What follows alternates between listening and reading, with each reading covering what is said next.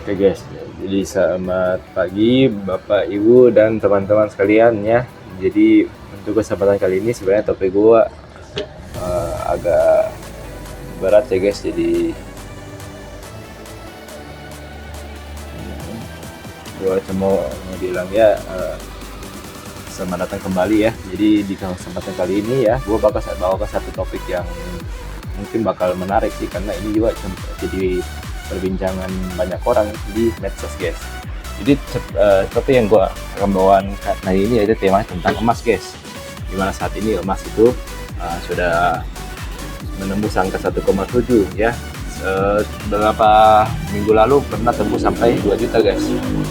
Dan itu emak-emak, bayangkan loh, ini barusan pertama kali gue lihat emak-emak bukannya berkerumun berdasar-dasarkan buat beli barang flash sale lah, ini kok beli emas guys ya.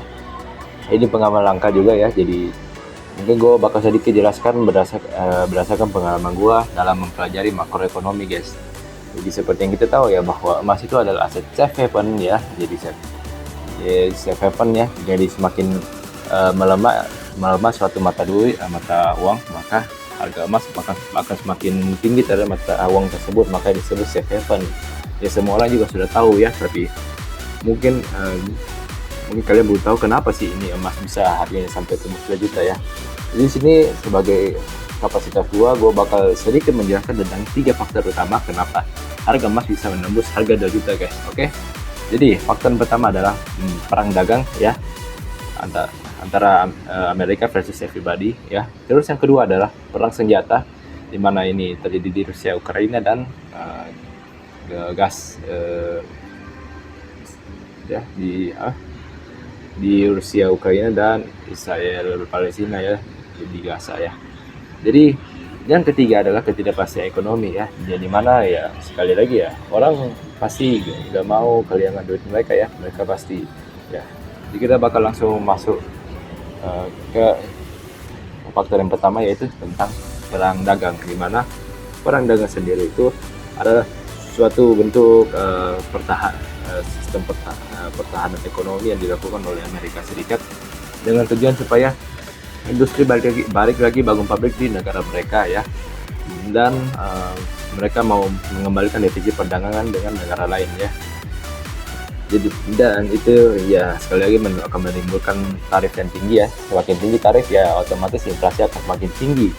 Terus kita masuk ke yang kedua ya, ke perang, di mana saat ini ya masih terjadi perang di Gaza dan di Ukraina ya, di mana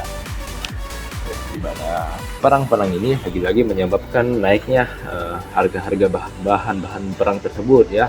Mulai dari itu menyebabkan kelangkaan supply, mulai dari senjata, yaitu senjata dibuat dari apa? Metal ya, mulai logam mulia guys ya, dan bahan bakarnya dia pakai minyak. Dan lagi-lagi komunitas ini lagi-lagi menyebabkan inflasi, dan kemudian menyebabkan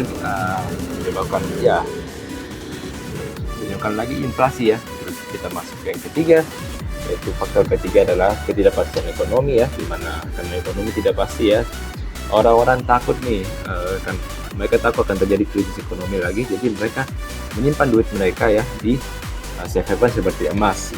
Dan lagi-lagi itu adalah faktor utama ya, pendorongnya kenapa harga emas bisa naik setinggi itu.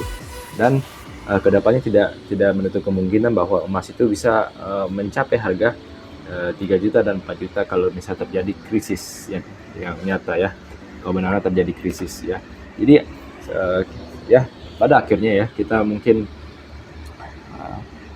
harus mengambil kesimpulan ya. Jadi apa sih kesimpulannya ya? Jadi kesimpulannya di sini adalah tidak ada setiap aset investasi. Jadi kesimpulannya di sini adalah ya, orang yang berinvestasi terutama di emas pasti akan mengalami untung yang besar ya. Jadi salah satu tujuan investasi juga adalah untuk melindungi nilai kekayaan mereka guys. Jadi buat pesan gue ya sebagai penutup ya, mungkin yang harus gue tekankan ke kalian adalah mulailah berinvestasi sejak sekarang guys. Karena lebih baik kalian terlambat berinvestasi daripada kalian tidak pernah berinvestasi sama sekali, dan kekayaan kalian atau duit kalian terus menerus tergerus oleh inflasi guys. Oke. Jadi sekian untuk hari ini ya. Terima kasih atas perhatiannya.